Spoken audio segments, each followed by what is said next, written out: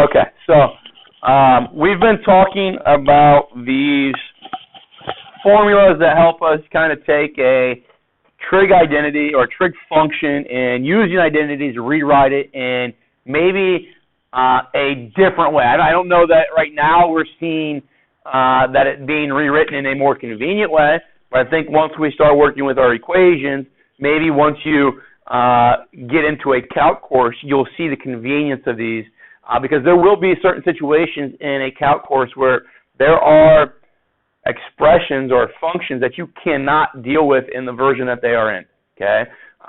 Or maybe you don't, maybe you can, but the time that it takes to do it is so time-consuming that you don't want to, okay?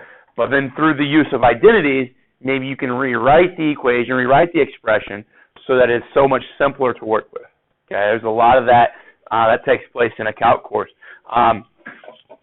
Yeah, you've probably heard me say before that calculus is not problematic. It's not a hard course logically, okay? If you can know area and you know slope, you know pretty much the foundation of everything you do in calculus, okay? But what is hard is the algebra that's involved in there and the trig that's involved, and a lot of the algebra that's involved with the trig. That's what gets people in trouble in a calc course, okay? But the concepts of it are pretty straightforward, pretty simple, and make a whole lot of sense visually if you see pictures of the concepts. But again, the hard part is transforming things so that you can actually do the calculus on functions that are kind of nasty looking. All right, so let's start with sine of u plus v, okay? That is the sum formula for sine, right? Or the sum kind of expression for sine. Let's rewrite it so that we expand this as sine of u cosine of v plus then cosine u sine v. Okay? A lot of times they use u and v as our variables. Those are, I think, sometimes a problem for people because some people's u's look like their v's and sometimes their v's look like u's. Make sure that you take the time to always kind of flare off my u there at the end so I can definitely differentiate which one's which, okay? Because you would not want to accidentally write a u that's supposed to be a v or a v that's supposed to be a u.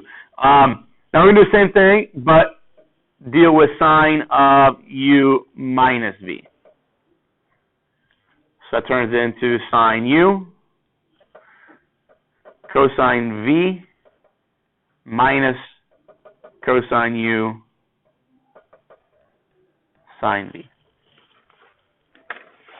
And those we know from the past, right? We've been working with those for a while. And I want to, once we have those both written down, I want to talk about that top one. It is an equation.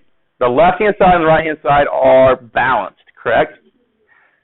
If I were to add something to the left-hand side, what would I have to do to the right-hand side of that equation? Add the same thing. Okay, so let's do that. Let's take this left-hand side and add to it sine of u minus v. If I add sine of u minus v to the left-hand side, what do I have to add to the right-hand side? Same thing, right?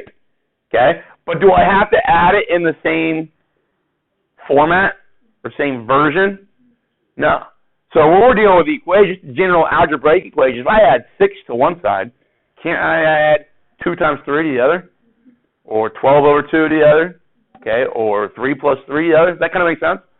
So I don't necessarily have to add them visually the same. So I add this amount to the left-hand side, and then I add the exact same thing over here, but it just looks different. Okay? So I'm maintaining balance here. And that's something, guys, that I think we did in some proofs in geometry using the addition property equality, that we'd add maybe one thing to the left-hand side and one thing to the right-hand side. And on the left-hand side, it was like AB. On the right-hand side, it was like BC.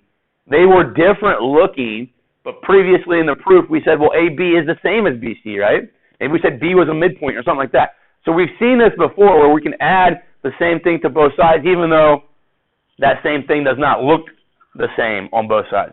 Now when I do this, when I add straight down here, I get sine of U plus V plus then sine of U minus V, right?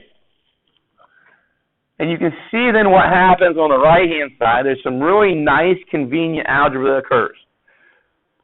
What do you notice about at the end there, cosine U sine V and minus cosine U sine V? What are they going to do?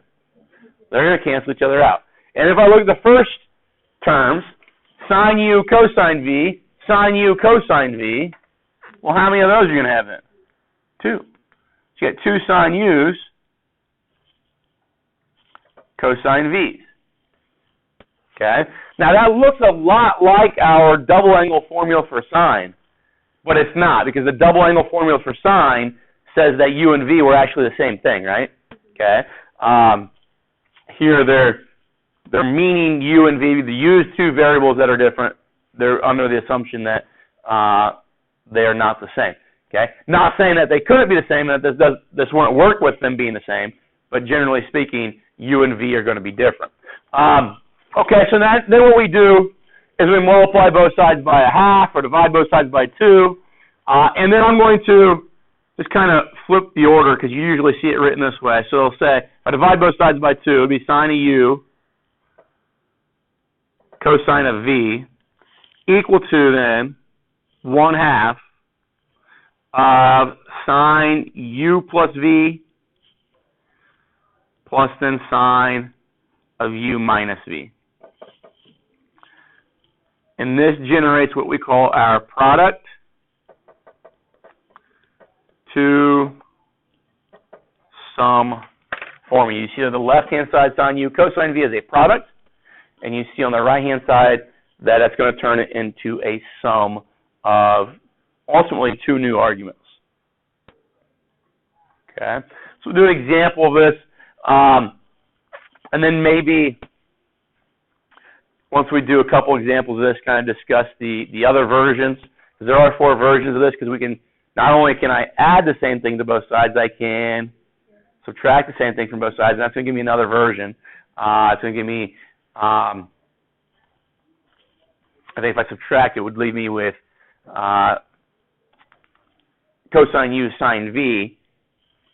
So basically what it will do is if I subtract both these, and we'll do it here in a moment, if I subtract both these, ultimately what it's going to do is allow me to flip-flop this U and that V. Does that make sense? And then obviously it will change some stuff over here as well. But this is the way it shows up in your homework. They say if you've got sine of 3x cosine of 5x, can you rewrite that so that it's a sum of sine and cosine? Okay. So we're going to rewrite this as 1/2.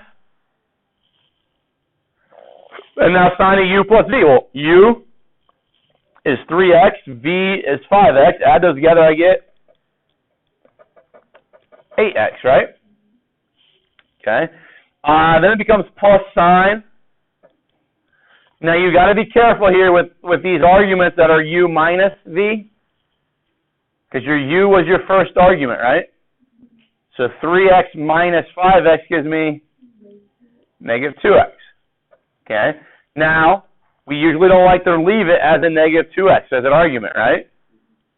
If we remember, the sine of negative x is equal to the opposite sine of positive x, right? We have that identity, that even-odd relationship. So we're going to do the same thing here. We're going to say 1/2. I'm just going to distribute my 1/2 to the sine of 8x. Okay, now taking this, if I'm going to make that positive, that means this out here has to become negative, right? That's using that identity. So it becomes negative then sine of 2x. I'm going to distribute that 1/2 to it, so it becomes negative 1/2 sine of 2x. And that's what they're looking for in your homework. That's what they want you to type in there. And if you type it in with that 1/2 not being distributed, you should be fine as well. Now, what we run into, so that obviously took sine 3x cosine 5x, which is inside an equation, sine 3x cosine 5x would be a mess. It would be a huge problem for us. But then, if I can break it apart to a sum like this, which ultimately becomes a difference, if I can break it apart to that, now that's a little bit better for an equation. Now, it's still a pain in the butt because of the 8x and 2x varying, right? But that 8x, we can reduce that 8x using our double angle formulas, okay? Which would be still kind of a mess doing it. You guys remember taking that cosine 5x? I think Thursday or Wednesday, and it became a tedious process. We got like positive 16 cosine x to the 5th minus 12 cosine x cubed plus 5 cosine x. And that took us like 10 minutes, and we even messed it up, okay, until after class and we fixed it. So the idea is once we get down to that, if we're inside an equation, we would want that 8x to be kind of expanded so that you're left with just 2x, okay? And then once we have that, then we'll have some tools that allow us to solve that trigonometric equation that expression is part of. Does that make sense? Okay. Now, will we do that? Probably not, okay? Maybe if that 8x was like a 3x instead, or something smaller, we can do that, or we will do that. But things with like 8x in them, the idea is if we can do it with the smaller versions, like a 4x or a 3x, then doing it with 8x is just the same process. It's just going to be multiple iterations of that process. It's going to be a little bit more time consuming. Okay, but it's kind of like factoring. We know how to factor difference of squares. We know how to factor difference in sums of cubes. Then we should be able to do the same thing with higher powers. Okay. All right. So let's do one like that. Let's do one where we've got. Did this with the last class, and I think it served its purpose. If I go sine of, let's say, 2x cosine of x. Okay, and that's a product. I want to change it into a sum. Now, there are different ways of doing this, okay? Because we know we have a double angle right here, right? So we could address that as a double angle if we wanted to. But I'm going to try to guide us this way and see if we can get the same kind of information that we would have gotten from our double angle. If I go 1/2, okay, now sine of u plus v, well, that'd be sine of 2x plus x, right? Plus then sine of u minus v, well, that's just going to be sine of x. Okay, so that's nice. Now this thing here, and this is the situation that is going to arrive when we have, that's obviously sine of 3x, right? Okay.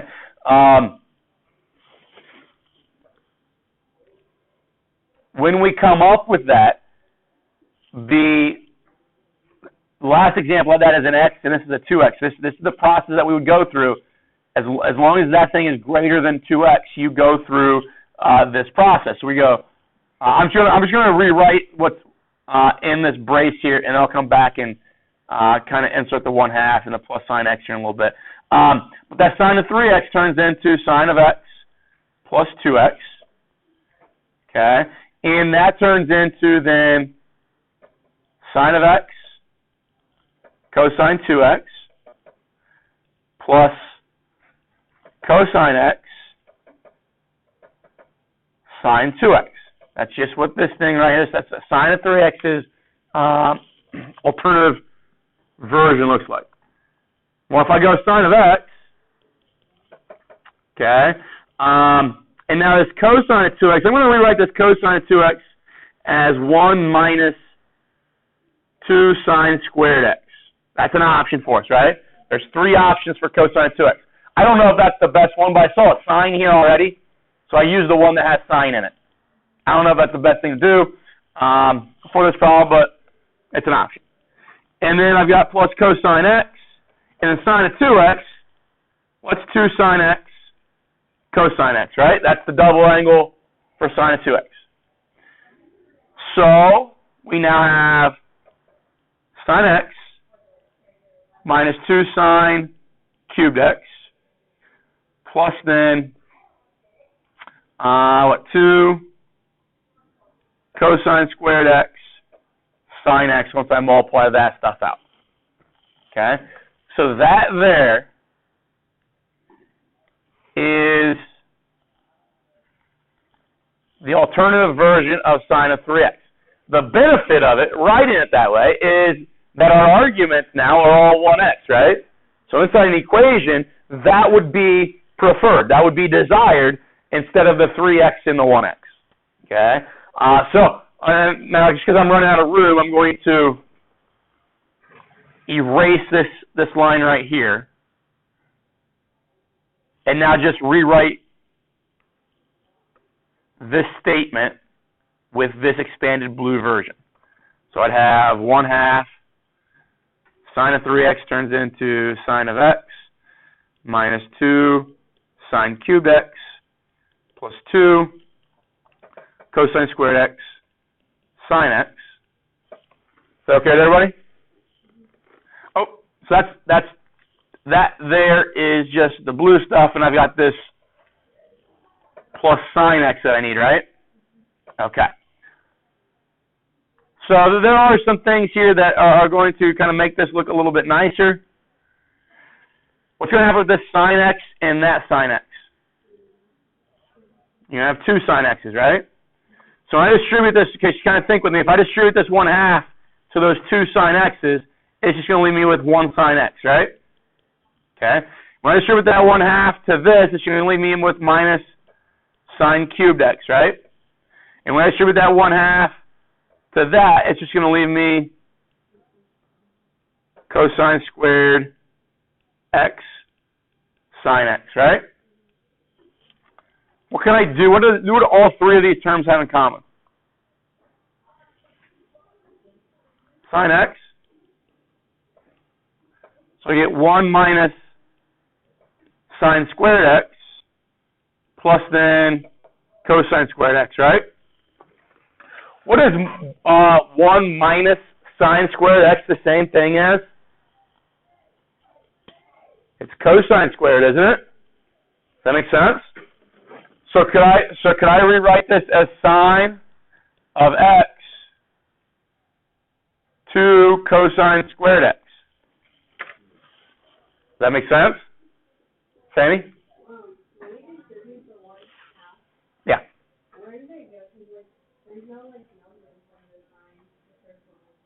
Okay, so that's sine x.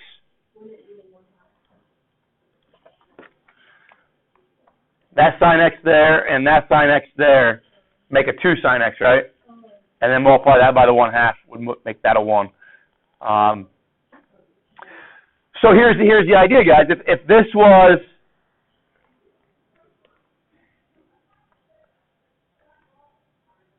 was part of our equation, the problem with solving that equation that had that in it would be the varying arguments, the 2x and the 1x, right? When I get down here and when I transform it, do I have that problem anymore? No. Okay. Now I do. Some of you are probably saying, "Well, there's better ways."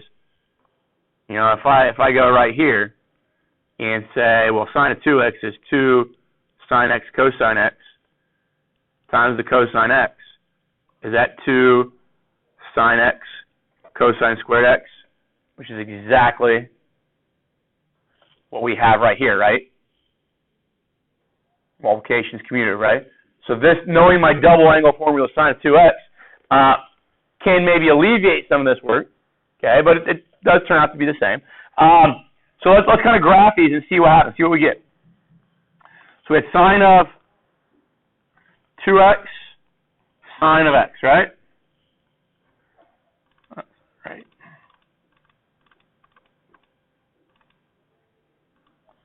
Sine of x. So we have that curve, okay? And I don't know if I said this to you guys before, but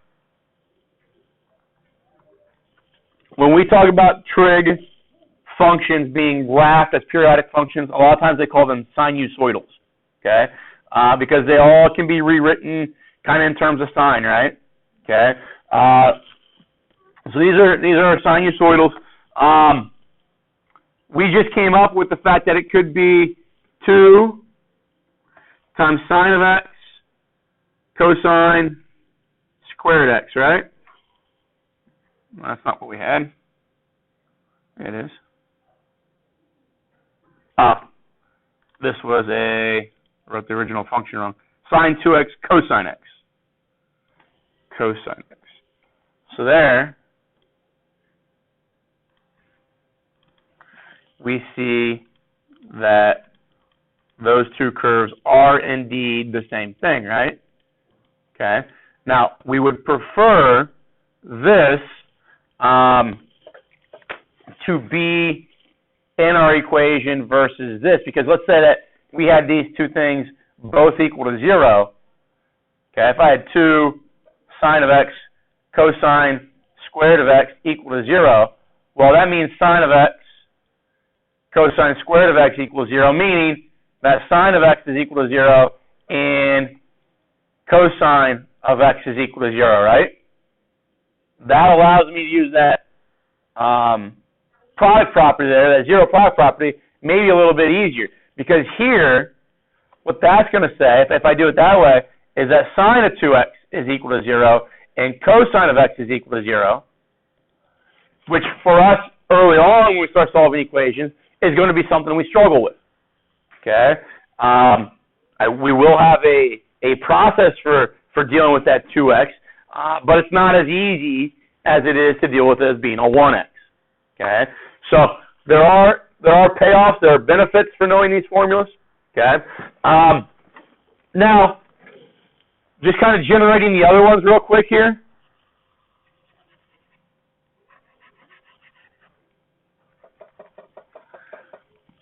If we take this function, or set of functions, these identities, call them functions, these identities, if I take those, instead of adding the same thing to both sides, I subtract the same thing from both sides. Okay, so subtracting the same thing from both sides, that's going to be sine of u plus v minus sine of u minus v. Now, if I subtract, aren't those two things going to be opposites now? Okay, so those go away. But now here, you're subtracting a negative, so it turns into addition. So I get 2 cosine u's sine v's, and then just rewriting it kind of the way we did in the last one. This would be cosine u sine v is equal to now 1/2 sine u plus v minus sine u minus v. And that's the product sum formula for cosine u sine v. So last one, it was cosine v sine u. So flip-flop the u's and v's. Okay, so this one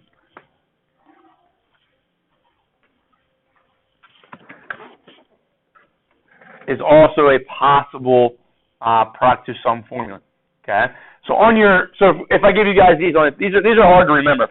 If I write all of these down or show you all of these real quick, look how similar these are. Sine u cosine v. Okay, that's the first one we found, I believe. This is the one that we just wrote, and really all you see is that v and that u switch spots, right? That u and that v switch spots. Okay, so that's all that happens here, and then you see that the only thing that happens over here on the right hand side is that those signs change, right? I think because these things are so similar, if you tried to memorize those, you're going to mess them up. Okay, now on a test or quiz, I'm going to give you that reference sheet. So ultimately, it's just kind of a matter of seeing which version I have, and then identifying what my u is, what my v is, and then plugging that in on the right-hand side, correct? Okay. But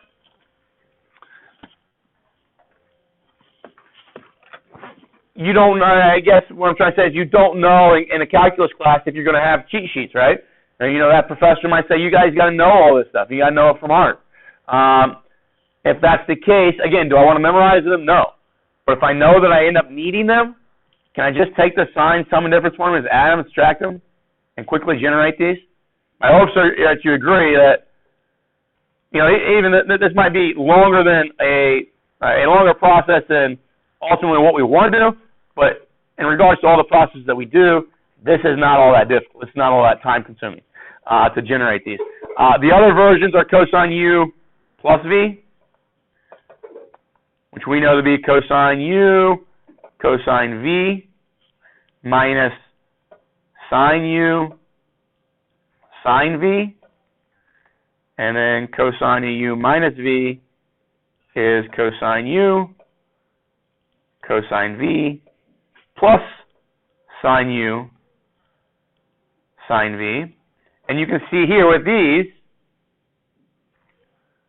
the same process occurs. If I add them, we'll get cosine U plus V plus cosine U minus V. Adding them, these things are going to wipe out each other, right? These are additive inverses over here. And then I get 2 cosine U, cosine V. Divide both sides by 2. And there I have a product of sum version of cosine U, cosine V, right? How do you think I find cosine V, cosine U? I subtract them, and that will ultimately flip-flop the U and the V.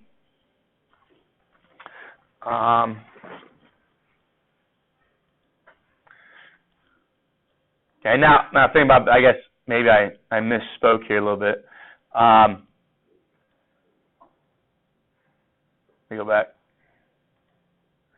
If I flip-flop these U's and V's, is that really going to change anything? No. So when I actually subtract these, what happens is that you're left with 2 of these, right? 2 sine U's, sine V's. So there it just takes out the cosine and replaces it with sine. So those are how those 4 product to sum formulas are generated. Okay.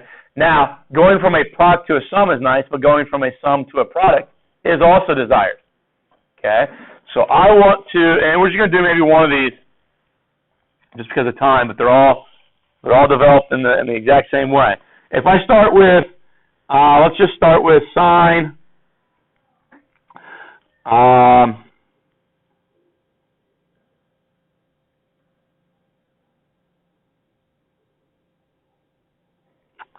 Sine U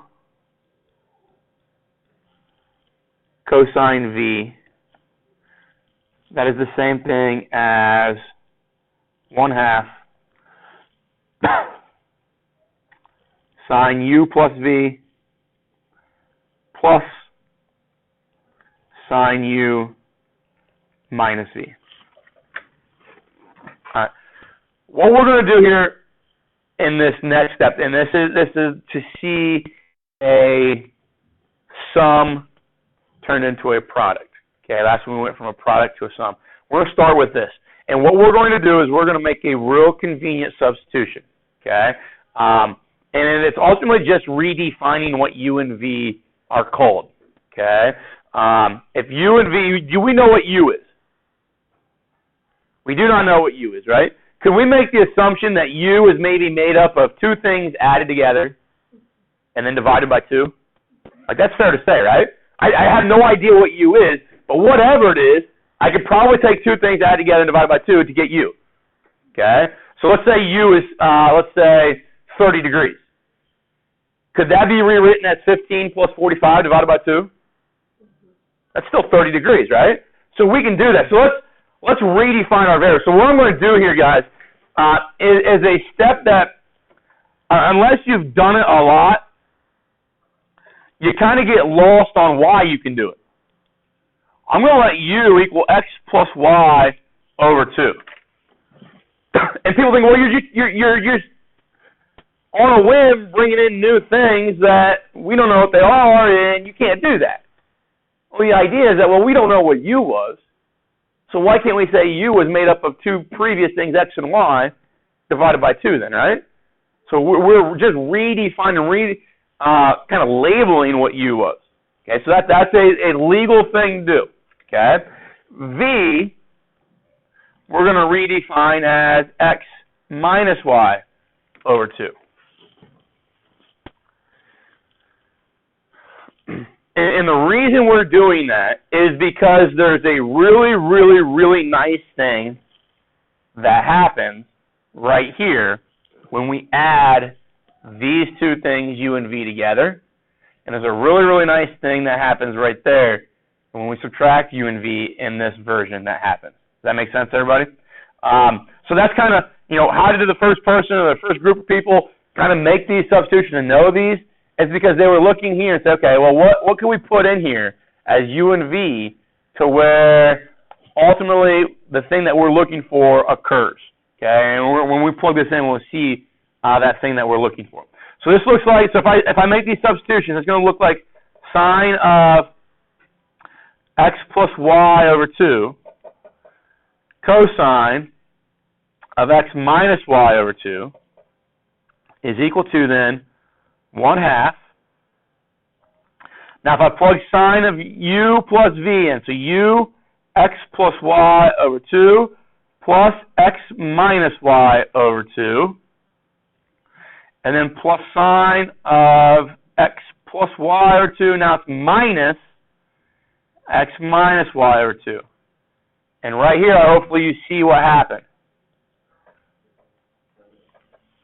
What does this just turn into right there? Just x. Sine of x, because the numerators become x plus y plus x minus y. Y's drop out. X plus x is 2x. You get 2x over 2, which is just x, right? That is why we chose u to be what it was and v to be what it was. So that argument drops out to something very, very nice. Okay? And then, plus, what's going to happen over here? Yeah, the x's drop out. Now you're left with y minus negative y. Well, that's 2y. 2y divided by 2, just y. Okay? Equal then to sine of x plus y over 2. So y there. And cosine of x minus y over 2. All right, then what we do is we double both sides. And now I'm going to write this over here first. So it becomes sine of x plus sine of y is equal to 2 sine of x plus y over 2 cosine of x minus y over 2.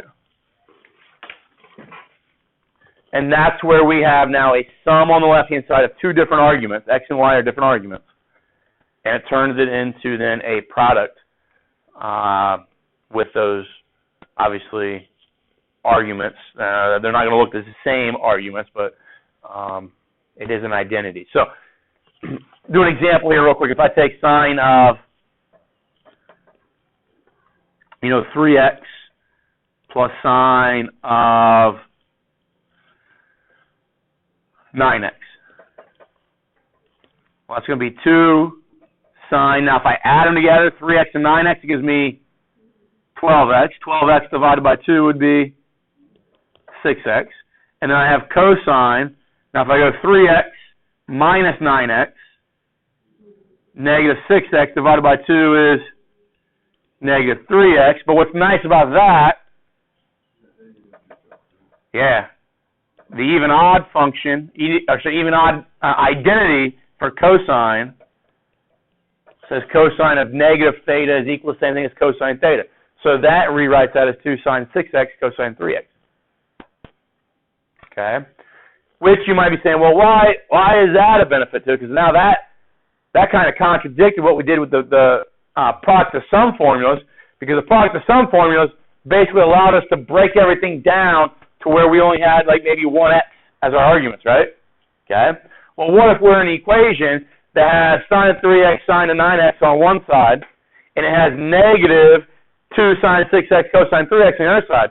If I can recognize that those are going to kind of probably wipe each other out, if I rewrite this as that, that would be a benefit. Okay? So in regards to, again, manipulating our equations and recognizing how things can work together in different versions or different formats is going to make that process a little bit easier. Okay? When you guys get to when we get to trigonometric equations, the authors of those equations do things that are, I think, kind of a pain in the butt, but this is the purpose of seeing this stuff. If they want to see, if they want you to write, maybe we've got an equation that looks like this. Let's say it's cosine squared x minus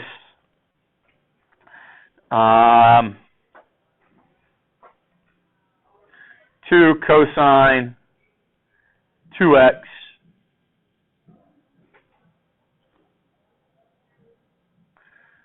plus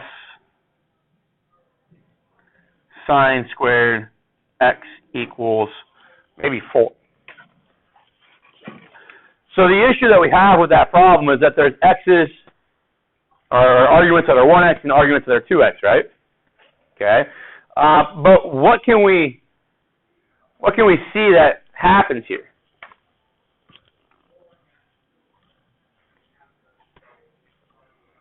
The author started with this. They knew that they wanted you to solve this equation. Negative 2 cosine 2x plus 1 is equal to 4. Do you see how they took that plus 1 and they rewrote it this way? Does that make sense, everybody? So that's kind of what, when they're writing the equation, they kind of start off with maybe an algebraic equation or a part trigonometric, part algebraic equation that they want you to solve. And they say, okay, well, instead of presenting with plus 1, what could we present them with that's going to make them use another identity throughout this process? So they say, okay, well, let's not give them plus 1. Let's give them somewhere cosine squared plus sine squared. So they have to use that identity. And now, once you see that, once you subtract 3 from both sides, or sorry, not 3, 1 from both sides and get 3, and divide both sides by then negative 2. And now we have that, right? And now we'd ask ourselves, okay, how do I solve that? And because of that argument, the cosine 2x, maybe you go through and rewrite that as 1 minus 2 sine squared x is equal to negative 3 halves. And now you work through that equation. Does that make sense? Okay. So those identities, that's the purpose of learning all these, is so we can work through equations in which arguments are different. And there's all kinds of different various versions of equations that we can mess around with that are going to introduce, obviously, any one of our formulas we've learned or multiple formulas that we've learned. We'll target several categories of those types of equations. By no means will we dig into being able to solve every single trigonometric equation we come across. But we're gonna give you a series of categories that we can work with and hopefully evaluate. Is that all right? So that's where all this stuff is going to go to on Wednesday. Keep finishing that 7-3, both those assignments. I'm going to definitely extend. I'll extend both of them. Okay, just keep working on them. At least extend them until tomorrow.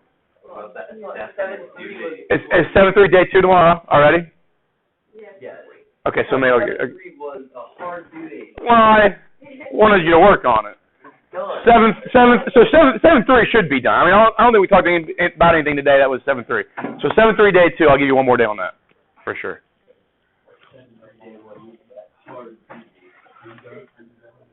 I'm done.